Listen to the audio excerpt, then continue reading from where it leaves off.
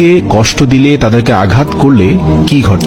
হযরত আলী রাদিয়াল্লাহু তাআলা আনহুর কাছে এক ব্যক্তি আসলেন এবং তার দুই হাত রেখে একত্রিত করে বলতে লাগলেন, ইয়া আলী, আমার বিবি আমার ঘরের ঠিকঠাক মতো দেখাশোনা করে না, সে আমার কোনো কাপড় পরিষ্কার করে দেয় না এবং সে ঘরের জিনিসপত্র ঠিকঠাক মতো গুছিয়ে রাখে না।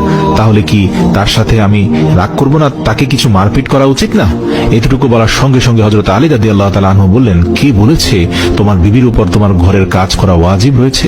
মনে রাখবে, ইসলামে মহিলাদের সম্মানকে যতটা উঁচুতে রাখা হয়েছে ততটা সম্মান অন্য কোনো মাযহাব দিতে পারেনি। আমি আল্লাহ রাসূলের কাছ থেকে শুনেছি, মহিলাদের সবচেয়ে বড় দায়িত্ব হলো সে যেন তার সন্তানকে ভালোভাবে মানুষ করে এবং সে তার সন্তানের দেখাশোনা করে। কিন্তু যদি তার সন্তানের দেখাশোনা করার জন্য তার স্বামীর কাছে সাহায্য চেয়ে নেয়, তাহলে সেটিও চাইতে পারে। আর এখানে তুমি তাকে ঘরের কাজ করার জন্য বলছো।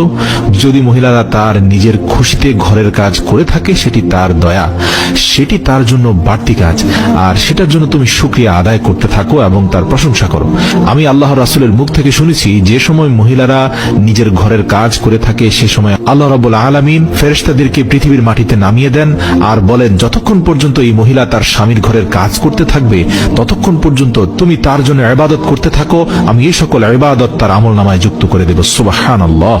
আর আপনি যদি আপনার স্ত্রীকে কষ্ট দেন, হোক সেটা মানসিক হোক সেটা শারীরিক, যে কোনো ভাবে যদি আপনি তাকে আঘাত করেন, অথবা আপনি এমন আচরণ করলেন যে আচরণের কারণে সে কষ্ট পেয়ে চক্ষু দিয়ে পানি ঝরিয়েছে, কিয়ামতের দিন এই চোখের পানির হিসাব আপনার কাছ থেকে আল্লাহ পাক নেবেন।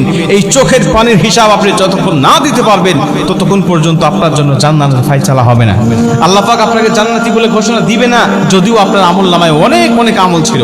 আপনি নামাজ পড়েছেন, রোজা রেখেছেন, হজ করেছেন, যাকাত দিয়েছেন, দান সদকা করেছেন, সবকিছু আপনার ছিল, কিন্তু আপনার স্ত্রীর হক আপনি আদায় করেন নাই, বা তাকে এমন ভাবে কষ্ট দিয়েছেন সে আপনাকে ক্ষমা করে নাই।